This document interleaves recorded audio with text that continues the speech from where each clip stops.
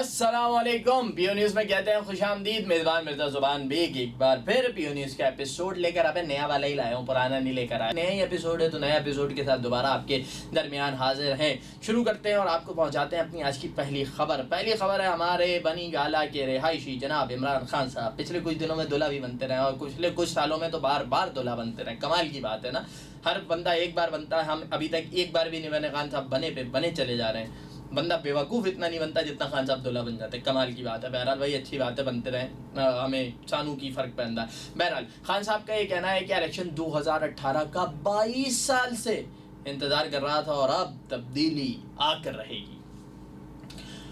होता पता क्या है, होता यह है नाज़रीन कि एक बच्चा जो हर बार मार खाता है, बाहर निकलता है, झगड़ा होता है, पिटाई खाता है, घर में आ जाता है, फिर पिटाई लगती है, उसके बाद कहता है कि अब मैं तुम्हें नहीं छोड़ूंगा, फिर घर चला जाता है, फिर दोबारा आता है, फिर पिटाई लगती है, फिर कहता है अब मैं तुम्हें नहीं छोड़ूंगा, बल्कि घर की छत पे खड़े होकर बोलता है कि अब झगड़ा होगा ना तो अब मैं तुम्हें नहीं छोड़ूंगा। खान साहब के साथ भी वही हो रहा है। बेचारे हर बार मार खाते हैं, फिर घर की छत पे चढ़ के बोलते हैं कि अब मैं नहीं छोड़ूंगा, अब तब्दीली आके रहेगी। लेकिन बहरहाल होपफुली कि खान साहब इसमें कामयाब हो जाए और कामयाब हो सकें और इलेक्शन जीत सकें। वैसे सर आपने ये कहा कि इलेक्शन 2018 का 22 साल से इंतज़ार था, बल्कि उनका ये कहना था कि इलेक्शन 2018 के मैच का 22 साल से इंतजार था। तो सर ऐसा ना हो कि मैच से पहले ही बारिश हो जाए और बारिश के नतीजे में आपको पता है क्या होता है, फिर आउटफील्ड या तो मैच शुरू भी होगा तो फिर आउटफील्ड भी थोड़ी सी हैवी हो जाएगी, थोड़ी सी हार्ड हो जाएगी और वैसे हो सकता है कि मैच भी पोस्टपोन हो सकता है। लेकिन इंतखाबात तो हो रहे हैं क्योंकि इंशाल्लाह वाज़ेह तौर पे तमाम जानिब से बयानात इसी तरह के देखने में आ रहे हैं। लेकिन सर ऐसा मतलब कुछ लोगों का ना ये कहना है, मेरी एक साहब से बात हो रही थी आपके बयान पे, उन्होंने कहा यार खान साहब तो टॉस जीतते नहीं लग रहे, तुम मैच जीतने की बातें कर रहे हो। तो सर ऐसा ना हो कि टॉस ही।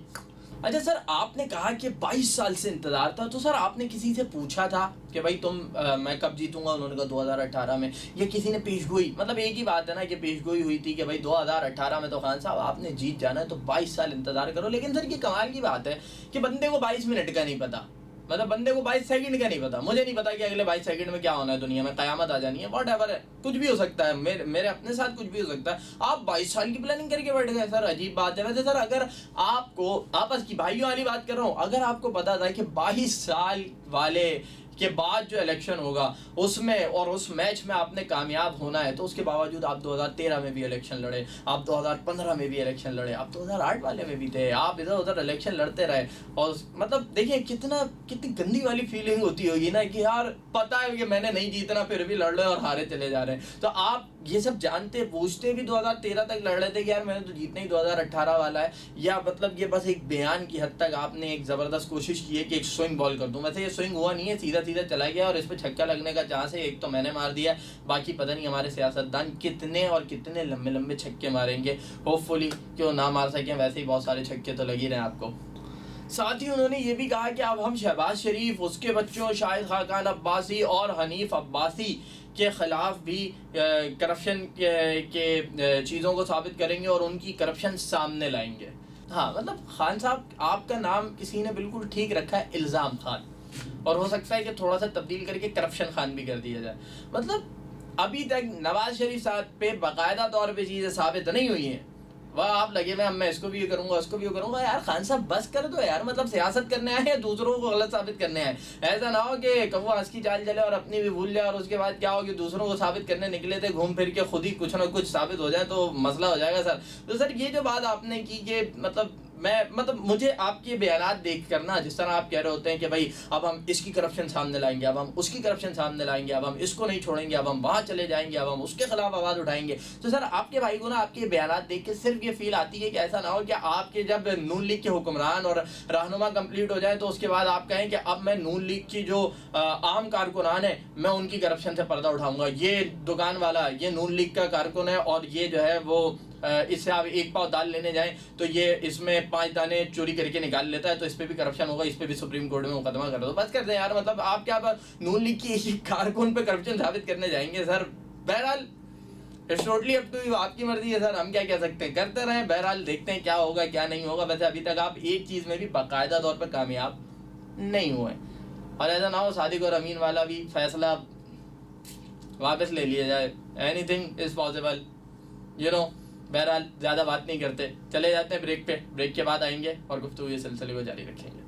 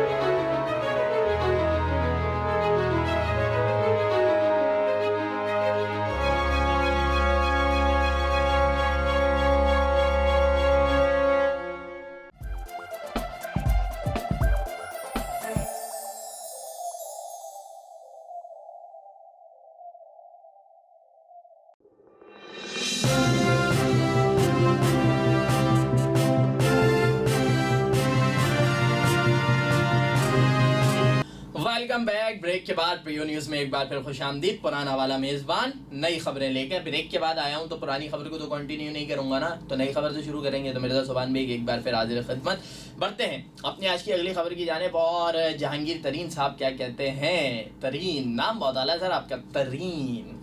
जहांगीर तरीन साहब का ये कहना है कि जनाब जनूबी पंजाब पर सिर्फ बयानबाजी तक मामले को उठाया जाना तशवीशनाक है। सर उसको छोड़ें, वो होता है ना कि बेटा इसको उठा के इधर रख दो, अभी बात इस पे होगी। वो होता है ना कि बच्चा घर पे आए और कहे कि अम्मी अम्मी आज मैं रेस में जीत गया, और अम्मी कहती है बेटा रेस रखो एक तरफ, ये जो अभी तुमने पेपर दिया था इसमें तुम फेल क्यों हुआ, पहले इसका जवाब दो। तो सर हमारे ना, आपने जनूबी पंजाब वाले मामले की बात की, तशवीशनाक का लफ्ज़ इस्तेमाल किया। सर हमारे मुल्क में ना एक सियासी जमात है, पॉलिटिकल पार्टी, उसकी क्वालिटी है कि सर वो अपनी जीती हुई, मतलब एक तो ये होता है कि एक हारी हुई सीट है जिस पे वो पहले जीते ही नहीं है, वहाँ पे वो दोबारा लड़ते हैं, इलेक्शन लड़ते हैं, फाइट करते हैं, जब इंतखाब होता है हार जाते हैं, कोई गल नहीं, बाजी होता रहता है। लेकिन सर हमारी एक सियासी पार्टी है, एक सियासी तंजीम है, उसकी क्वालिटी है कि सर वो हारी भी तो हारी भी, वो अपनी जीती हुई सीट्स जहाँ से उनके लोग एमएनए बने हुए थे, एमपीए बने हुए थे, वो अपनी जीती हुई सीट्स पे जब री इलेक्शन हो रहा है, जब ज़िमनी इंतखाब हो रहे हैं, किसी को नायल करके किसी को घर भेज के दोबारा इंतखाब करवाया जा रहा है, तो सर वो अपनी जीती हुई सीट्स भी हार रही है।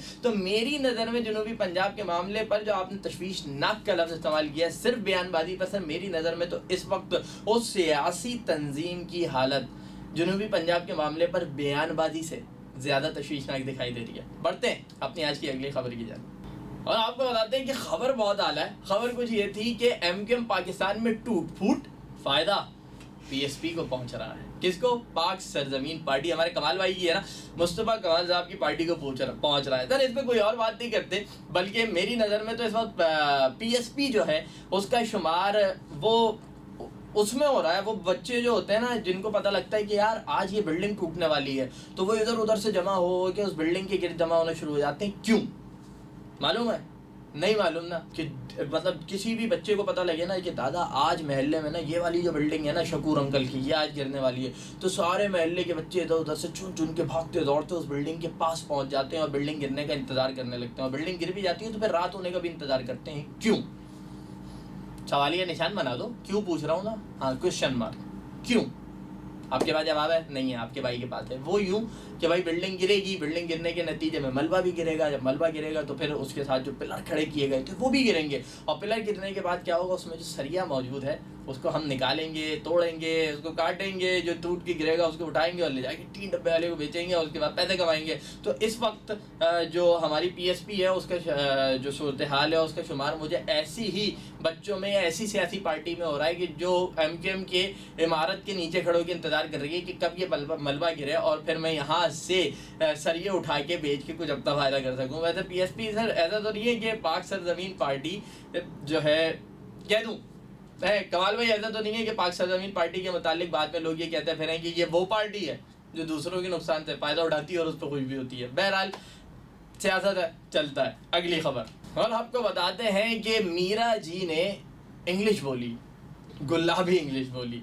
बीबीसी को इंटरव्यू देते हुए जब वो उन्होंने इंग्लिश बोलना शुरू की तो उसके बाद क्या हुआ, उसके बाद जो बेचारा बंदा इंटरव्यू ले रहा था उसने उर्दू बोलना शुरू कर दी और उसने कहा कि आप इंग्लिश में नहीं, आप मैम प्लीज़ मुझे उर्दू में इंटरव्यू दे दें, और उसके बाद उनका इंटरव्यू उर्दू में मुकम्मल किया गया। देखो ये क्वालिटी है, तो ये पाकिस्तानियों की क्वालिटी है। देखो गोरों को मजबूर कर दिया, बीबीसी को मजबूर कर दिया, बोला भाई नहीं देने तुम्हारे ज़बान में उर्दू, और अगर हमारे ज़बान में तुम इंटरव्यू नहीं लोगे, अपनी ज़बान में लोगे, तो फिर देखो हम तुम्हारी ज़बान का क्या हशर नशर करें। मतलब अंग्रेज़ों से बदला लेने के लिए ना तो हमारी मीरा जी काफ़ी है, कोई टेंशन की बात ही नहीं है ना। अंग्रेज़ों को बोलो भाई तुम लोगों ने हमें कितना परेशान किया, कितना तंग किया, पहले बर्र सगीर की सूरत हालों पे पाकिस्तान का मामला, और गोरों ने तो बड़ा सताया है ना। तो मीरा जी अकेली पूरे बर्र सगीर के बसने वाले इंसानों का जो है वो हमारे गोरों से बदले लेती फिर रही हैं कि इन्होंने हमें तंग किया था, अब मैं इनकी ज़बान का वो हाल करूँगी कि बेचारे ढूंढते फिर जाएंगे कि यार ये क्या किया पाकिस्तानियों ने हमारे साथ। तो मीरा जी वेल लगी रहे, लोगों को मजबूर करती रहे कि वो आखिर में गए कि भाई तुम ना बोलो, मैं खुद बोल लूँगा। मतलब वो होता है ना कि घर में किसी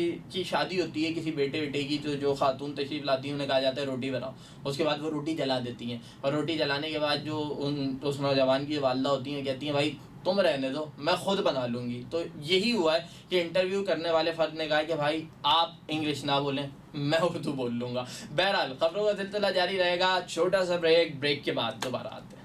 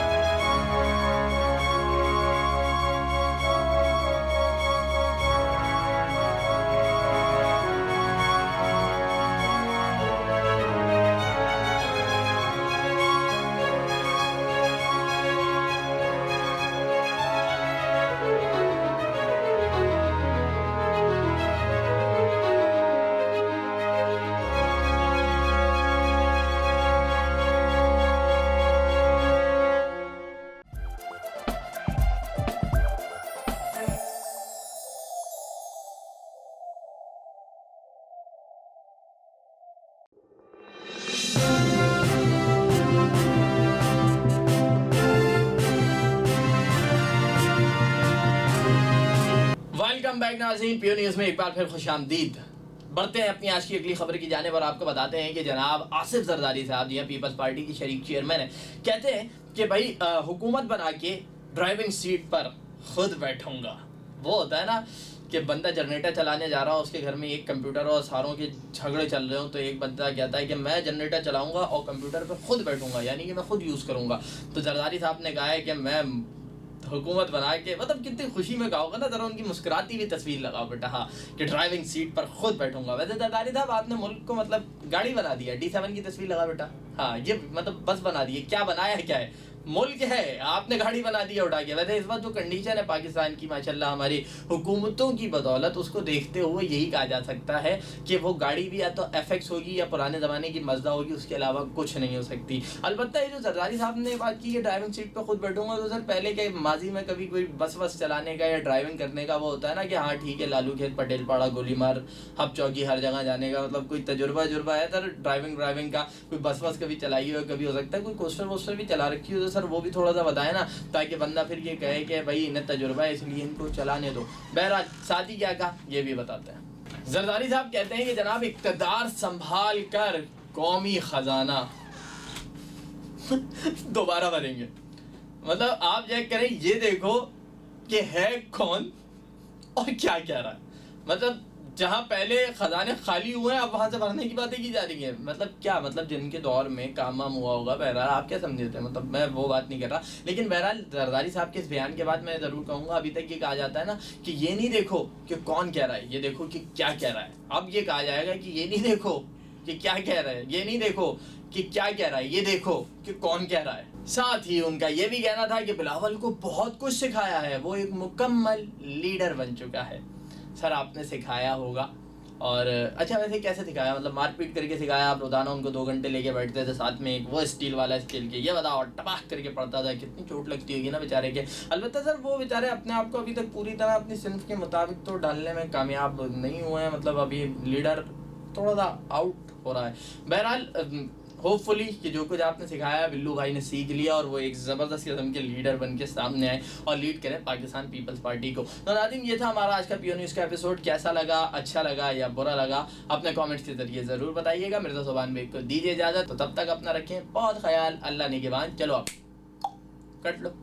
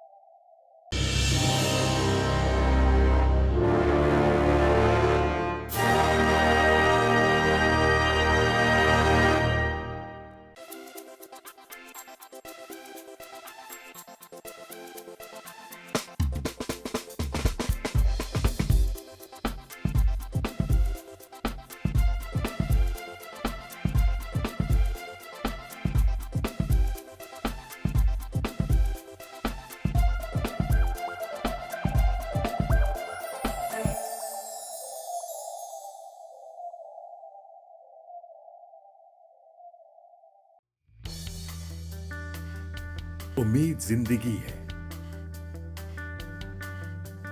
उम्मीद ही खुशी है, उम्मीद जुस्तजू है, उम्मीद आरज़ू है, उम्मीद फूल जैसी, उम्मीद दोस्ती की, उम्मीद सुबह 9 की, उम्मीद मैदानों में, उम्मीद रोशनी की, खुशियों की उम्मीद, उम्मीद मुस्कुराने की,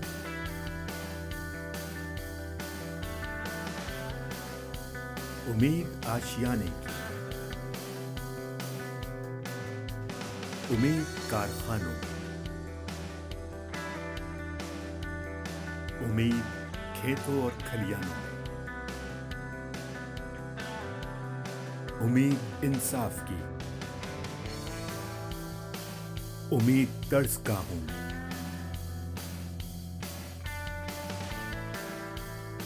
मायूसी में उम्मीद, अंधेरे में रोशनी की उम्मीद,